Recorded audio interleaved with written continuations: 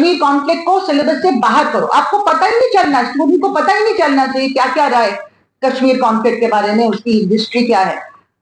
Israel और Gaza को लेके सारा कॉन्फ्लिक्ट का वहां से बाहर करो, उसकी जगह क्या रखो, पॉजिटिव चीजें रखें जैसे भगवत गीता और महाभारत। कास्ट वर्ड नहीं आ सकता, दलित वर्ड नहीं आ सकता, जेंडर वर्ड नहीं आ सकता, पेट्रियार्की नहीं आ सकती। ये क्या हो रहा है हमारी यूनिवर्सिटीज में? तो क्रिटिसिज्म गलत है। हम तो बहुत ही डेमोक्रेटिक है, मुसलमानों के संग कोई भेदभाव नहीं करते हैं। अगर आप ये कहना चाह रहे थे और हमको रोक रहती है कहने से, तो आपने अपने ही पैरों में कुल्हाड़ी मारी, आपने प्रूव कर दिया कि जो अली खान ने कहा भी नहीं, उससे कहीं ज्यादा भयानक सच हमारे सामने है कि हिंदुस्तान एकदम नाज़ी जर्मनी में परिवर्तित हो रहा है। और हम सब अगर आज के दिन खड़े नहीं हुए इसके खिलाफ तो कोई नहीं बचेगा, ये देश नहीं बनेगा। JFME joint forum for movement on education, जो एक अम्ब्रेला ऑर्गेनाइजेशन है, all India federation of university and college teachers, सारे देश भर के स्टेट यूनिवर्सिटीज और कॉलेजेस के teachers, federation of central university teacher association जिनके प्रेसिडेंट यहाँ बैठे हैं, तो सेंट्रल यूनिवर्सिटीज को रिप्रेजेंट करते हैं, तमाम स्कूल टीचर्स ऑर्गेनाइजेशन और बहुत सारे स्टूडेंट ऑर्गेनाइजेशन, ऐसे ऑर्गेनाइजेशन जो एजुकेशन पे जमाने से काम करते आए हैं, उनकी तरफ से मैं यहाँ से इस मंच से बहुत ही स्ट्रांगली कंडेम करती हूँ ये इस अरेस्ट को, जो एकदम अनलॉफुल है। जिस तरह से सारी बातें यहाँ रखी गई हैं, उनकी पोस्ट में कुछ भी ऑब्जेक्शनेबल नहीं है, सबने एक एक लाइन उसकी पढ़ी है, बल्कि हम में से कई ऐसे लोग हैं जिनको लगता है कि उसमें ज्यादा ही उन्होंने तारीफ की है। हम उस बात से इतना सहमत नहीं है जितनी तारीफ उन्होंने की है। बहुत सारे लोग लिख रहे हैं आर्टिकल्स। अभी मैं एक जो 15 मई को एक आर्टिकल आया था इंडियन एक्सप्रेस में सेंटर पेज पे, जिससे मैं ज्यादा सहमत हूँ, उसका एक हिस्सा पढ़ के सुनाऊंगी। तो इसमें जिस तरह से इन्होंने ऑप्टिक वर्ड को मिस इंटरप्रेट किया, ऑप्टिक्स में कोई नेगेटिव बात नहीं होती, optic only means visual impact, और उसको अप्रिशिएट किया कि आई एम वेरी हैप्पी कि राइट विंग ट्रोल्स भी इनको अप्रिशिएट कर रहे हैं। मैं भी अप्रिशिएट करता हूँ। और बल्कि उन्होंने कहा है कि ये जो सिंबल है कि हमारा देश जो है उसकी बुनियाद एक सेक्युलर बुनियाद थी, उसका प्रतीक है ये। मतलब वो कह रहे हैं इस बात को, हालांकि जिस राइटर को मैं कोट करूंगी वो इस बात को एक्सेप्ट नहीं करते हैं। वो कहते हैं कि नहीं, ये तो उनका गलत इस्तेमाल किया गया ये ऑप्टिक्स बनाने के लिए, और अभी मैं बताऊंगी।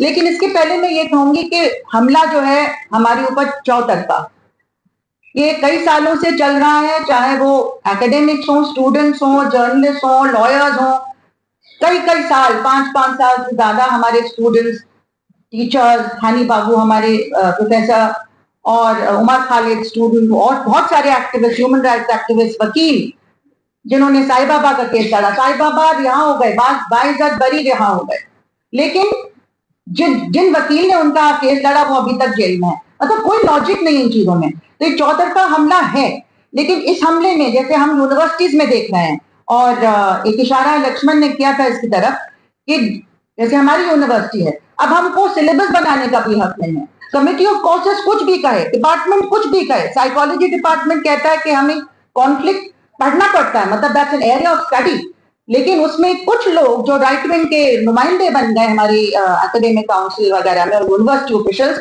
वो कहते हैं कि नहीं, कश्मीर कॉन्फ्लिक्ट को सिलेबस से बाहर करो। आपको पता ही नहीं चलना, स्टूडेंट को पता ही नहीं चलना चाहिए क्या क्या रहा है कश्मीर कॉन्फ्लिक्ट के बारे में, उसकी हिस्ट्री क्या है। इजराइल और गाजा को लेके सारा कॉन्फ्लिक्ट का वहां से बाहर करो, उसकी जगह क्या रखो, पॉजिटिव चीजें रखें जैसे भगवत गीता और महाभारत। मतलब ये कोई एकेडमिक डिस्कोर्स है? इस तरह की चीजें वहां पे हो रही हैं। कास्ट वर्ड नहीं आ सकता, दलित वर्ड नहीं आ सकता, जेंडर वर्ड नहीं आ सकता, पेट्रियार्की नहीं आ सकती। ये क्या हो रहा है हमारी यूनिवर्सिटीज में? तो यूनिवर्सिटीज एकदम म्यूटिलेट, मतलब हमारे सिलेबाई म्यूटिलेट हो रहे हैं। जो भी डेमोक्रेटिक स्पेसेस है वो खत्म की जा रही है, आपको कोई मीटिंग करने की जगह नहीं मिलती है। लेकिन इस सारे हमले के अंदर जो एक असॉल्ट है राइट विंग का हमारे एकेडमिक स्पेसेस में, हमारे पूरे डेमोक्रेटिक इथॉस पे, हमारे कॉन्स्टिट्यूशन पे, इसी के अंदर मुसलमानों पे खास तौर से हमला। और मैं आपको ये बात शेयर करना चाहती हूँ, हमारी यूनिवर्सिटी में जब ढेर सारे एडहॉक टीचर्स जो सालों से पढ़ा रहे थे वो चुटकी में निकाल दिए गए, हाईली क्वालिफाइड, चुटकी में निकाल दिए गए। उनसे बहुत बेहुदे सवाल कईयों से पूछे गए इंटरव्यूज में। इंटरव्यूज को में जो सिलेक्शन कमिटीज थी वो बिल्कुल पैक्ड थी, वो कहाँ कहाँ से लोग बुलाए जा रहे थे किसी को नहीं मालूम, हमारी यूनिवर्सिटी के प्रोफेसर्स को ज्यादातर नहीं बुलाया गया। तो उसमें भी बहुत सारे लोग डिस्प्लेस हुए, लेकिन मुसलमान जो हमारे एडहॉक टीचर्स थे उनको तो कह के हटाया गया कि इसको तो बिल्कुल नहीं लेना, है मुस्लिम है। चुन चुन के अगर 8 लोगों में से 7 कॉलेजेस में ले भी लिए गए तो एक जो मुस्लिम था उसको नहीं लिया गया। तो ये चीज हम लोगों ने अपनी यूनिवर्सिटी में देखी है और पूरे समाज में हम देख रहे हैं कौन कौन से लोग अभी भी बेल डिनाइड इनको की जाती है, बार बार उनका बेल हियरिंग अजर्न क्यों होता है, क्यों उमर खालिद इस कैटेगरी में क्यों हो रहा है ऐसा। तो इस तरह से जो मुस्लिम इंटेलेक्चुअल्स हैं, मुस्लिम छात्र हैं, स्टूडेंट्स हैं, जर्नलिस्ट हैं, उनके ऊपर खास तरीके से ये चल रहा है।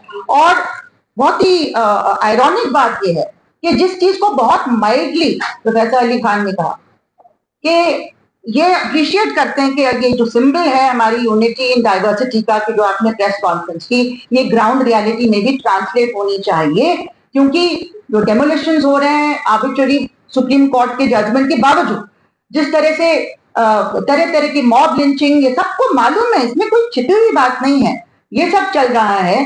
इससे फिर ये इस जो ऑप्टिक्स है उसका कोई मायने नहीं रहता है। वो तो बहुत माइल्डली उस बात को था, लेकिन उससे कहीं ज्यादा इस अरेस्ट ने इस बात को स्टैब्लिश कर दिया कि जो वो माइल्डली कह रहे थे वो हमारे लिए भयानक सच है, एक भयानक सच है। और जो बात देश विदेश में कई लोग नहीं जानते थे, अब पूरी दुनिया को ये पता चल जाएगा, क्योंकि ये बन गया बहुत हाई प्रोफाइल केस। आपने एक एलीट यूनिवर्सिटी में एक सोशल कैपिटल वाले मुस्लिम को इस तरह से अटैक किया है, तो ये बात तो फैलेगी। आपने अपनी ही कुल्हाड़ी पे पैर मारा। मैं उनसे कह रही हूँ जो बताना चाहते थे कि नहीं ये तो क्रिटिसिज्म गलत है, हम तो बहुत ही डेमोक्रेटिक है, मुसलमानों के संग कोई भेदभाव नहीं करते हैं। अगर आप ये कहना चाह रहे थे और हमको रोक रहती है कहने से, तो आपने अपने ही पैरों में कुल्हाड़ी मारी, आपने प्रूव कर दिया कि जो अली खान ने कहा भी नहीं, उससे कहीं ज्यादा भयानक सच हमारे सामने है कि हिंदुस्तान एकदम नाजी जर्मनी में परिवर्तित हो रहा है। और हम सब अगर आज के दिन खड़े नहीं हुए इसके खिलाफ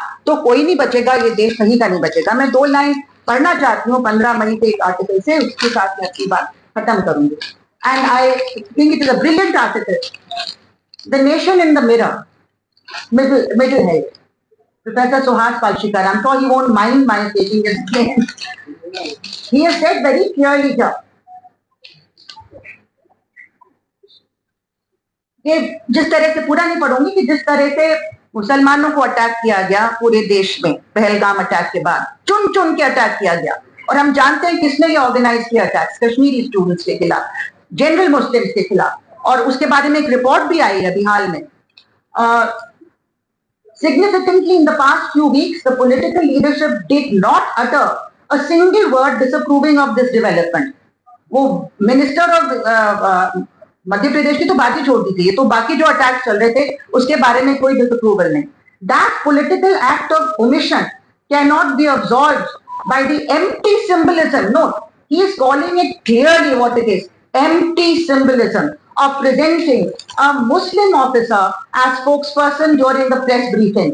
The decision to have Colonel Sofia Qureshi for those briefings was bad diplomacy. And it betrayed a guilty conscience, but did not help delegitimize the anti-Muslim constituency. अब इससे ज्यादा strongly क्या कहता है? And I stand by what Professor Suhas Palshikar has said, and I think that Professor Ali Khan is being extremely polite, and so his post can be read as something which is poster boy patriotism actually. ये बिल्कुल ही सही, politically correct उन्होंने कहा। बस एक चीज कहिए कि बीजेपी का हेट मॉन्गरिंग का एजेंडा है, क्या ये कहना गुनाह है? ये गुनाह है? इसमें क्या झूठ का, इसको छिपाया कहाँ जाता है? आप जेनोसाइड का कॉल दे रहे हैं यति नरसिम्हानंद, और ये जो धर्म संसद वगैरह से ओपनली चल रहा है, किसी के खिलाफ कोई एक्शन नहीं लिया जा रहा है।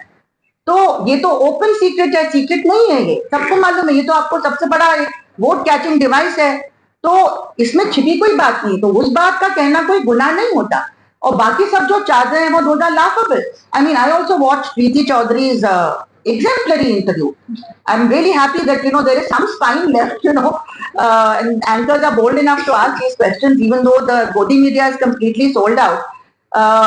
And this lady, I mean, she really doesn't deserve to be in the chair, the chairperson of that Haryana Women's Commission. She couldn't answer any question. वो गोल गोल, she could not say कि क्या कहा है उन्होंने जो objectionable है। तो इसी बात के साथ मैं अपनी बात खत्म करती हूँ, and I am very glad to see that there is solidarity from across the board. It has to be visible and loud every single day because we are running out of time. We have to stand up against these atrocities, and we hope that justice will be done. We have to look to the Supreme Court to protect us, even though we have not been very happy about the kind of treatment or relief not given to our outstanding students and teachers and lawyers by not giving them bail for years and years together. That is a black mark on the way in which the judiciary has not played its role. But we are still hoping, and we do get some good judgments, so we are hoping that we will get relief from the Supreme Court. Thank you very much.